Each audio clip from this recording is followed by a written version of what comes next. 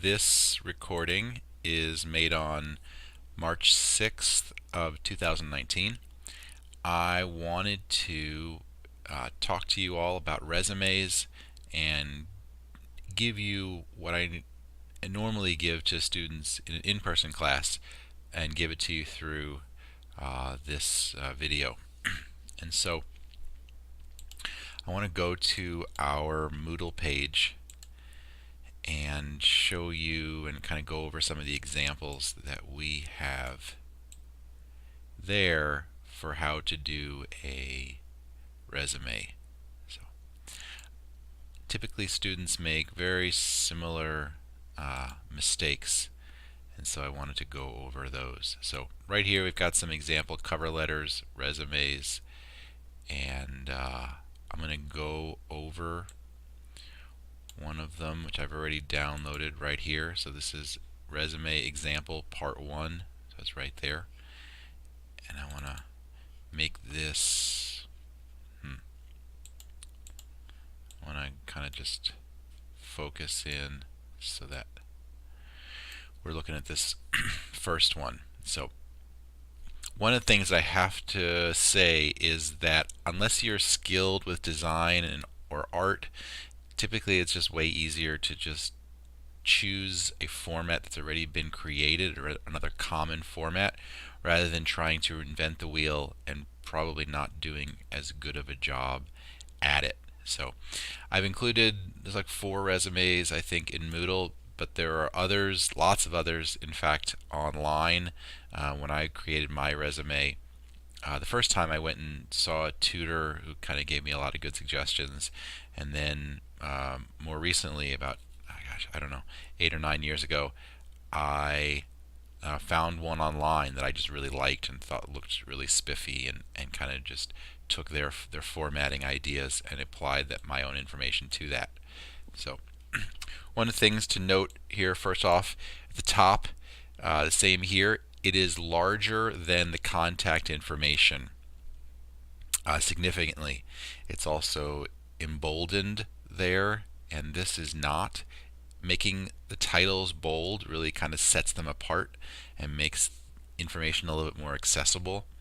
Over here, they use 2 columns of information. I'm assuming this is their permanent address, or they got dates here actually to tell you when you can contact people there.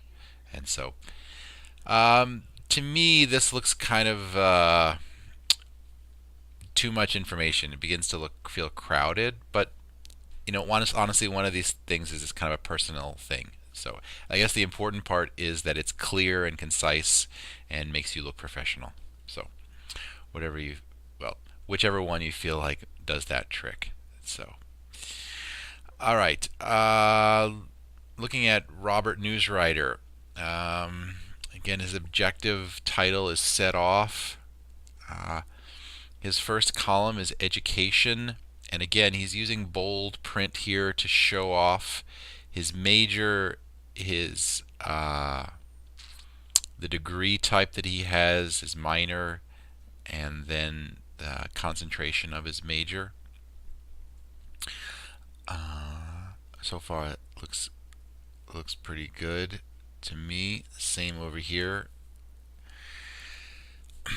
I'm assuming he's applying, well, he says what he's doing here. He says his objective, and this right here, the objective is kind of tailored to the job you're applying for. If you're applying to different careers, and you're going to want to change your objective based upon that. And so because he's applying for a position in television or radio news, then he's talking about his reporting experience. If he was applying for a marketing position, let's say, then he would change his marketing, change that to say something about marketing, but also say about his marketing experience. And some of it probably would be similar, but he'd want to emphasize different things. Because over here, our Julie Weber is trying to get a position in computer science, specifically in software design, she's going to talk about things that are related to that. And so computer languages and systems software. Well, she has a lot over here, doesn't she? Goodness. Uh, Something to note that Robert is doing is he's using bullet points to set off the different experience things that he did. Again, notice that he is not beginning his sentences with I or we. He's just starting them with an action verb. He wrote, he interviewed, he prepared, and he assisted. Being specific helps, and telling people about the amounts also really helps if you can. You know, so he's basically, over here he's saying he wrote wire copy for 2 different news broadcasts. He interviewed public officials about current issues for news broadcasts. It would be nice if he was able to give more specifics, like how many public officials did he interview, how often did he interview them, um, what types of, were they local public officials, were they, were they state level, were they federal, things like that would also be kind of nice to know. Assisted reporters and anchor persons on news assignments. Let's see, over here to Susie. Under her related experience, she is telling her title, her job title, which she's setting up in bold print. She's saying what is this? The organization that she's working for, Career Services at University of something, MD. And again, she's beginning her sentences with action verbs. Enhance and maintain Career Services website. She's giving that website using, and then the computer languages and software that she used. It might be improved, honestly, if she did what Robert did in setting this off with bullet points. Because if you think about how much more accessible this is, it just seems cleaner and easier to read as opposed to this kind of paragraph that Susie wrote. They're both putting the dates. Traditionally, you see it as months.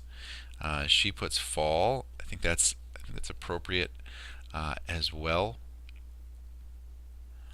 Let's see. Additional experience for Robert, student employment officer. He's saying where he did that sort of stuff. He's giving the dates, and then he's saying what he did.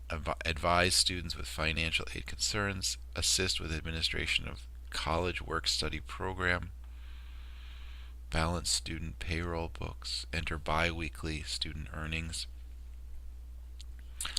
Let's go over here to Susie. Monitored computer and printer activity, verified and distributed reports, assisted controllers with online file management and keeping files updated. This lacks some detail that I think would help employers know specifically what she did. It's not bad, but I feel like it could also be improved a little bit.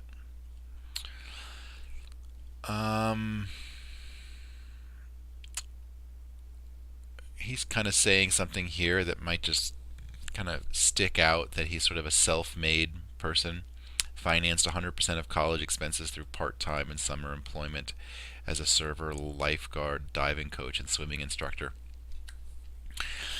I don't know why he did that, but I'm assuming that the reason why was that he's trying to communicate the fact that he is a self-made and responsible, takes initiative to take care of himself, which kind of communicates the fact that he may be a harder worker than somebody who carries lots of debt or is taking the summers off to go to Cancun and maybe play on the beach, things like that. But he's saying, no, I'm doing all these different things so that I'm not graduating with debt. They're both saying, experience or references available upon request. I'm not sure if that's required anymore. These are like 10 years old now. That's kind of like a personal thing, but she chooses to include activities, computer club, intramural, sports. So, anyway, I feel like they are off to a pretty good start. But overall, if you can kind of like, if I were to zoom out on these, you can kind of see that the sections are very kind of clearly defined, and it's got lines that are very neat and straight, up and down the page. Also, they're using the entire page in which to go into this. Uh, Julie uses the right side of her page more so than Robert does. Some of it's a personal preference, but I think except for this crowding up here, I think it kind of makes it look more full and like it has more information. At least when I look at it from a little bit farther away. One last thing I'd notice I didn't go into is that the computer person talks about a project that she does, and I'm assuming this is something that she does either on her own time or in class. Not that she was paid for it. She's able to show, I built this project, and I think that's a cool way of showing off your skills, and I think this can apply not just to computers but also to other things as well. So moving on, let's see if there's other things that they do that are different. This person goes into detail with their GPA, as does this person. I'm trying to think if they went into it here. They did. Okay.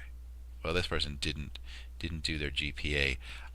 My personal thought on that is if it's lower than a 3.0, you might not want to include it, but I don't know about that. Some people might have a different opinion on that, and it's probably just as valid. If you look at these two, Vanessa's and Meredith's, Vanessa has her titles kind of like all here on the left side. Something interesting to think about, whereas Meredith has them above, not necessarily separate. So that's something to kind of consider, which of those you like better. Alright, if you'll notice this with Vanessa, she is applying for a laboratory position involving alternative methods to animal testing. I'm assuming that's why she is including her coursework, and I'm sure she has more coursework than this, but she's trying to include things that are directly related to this laboratory position. Generally you don't see coursework, but I'm assuming that here it makes sense for her to talk about coursework, laboratory skills specifically because she's applying for that job. So,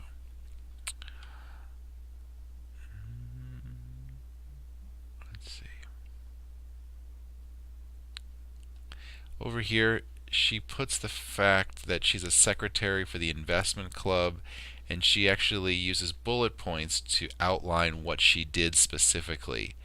For those of you that have resumes that are that are somewhat empty, like you're lacking information, and if you have a position in a club or an organization or a church, something like that, consider doing something of this nature where you're specifically saying what you did as a part of those activities.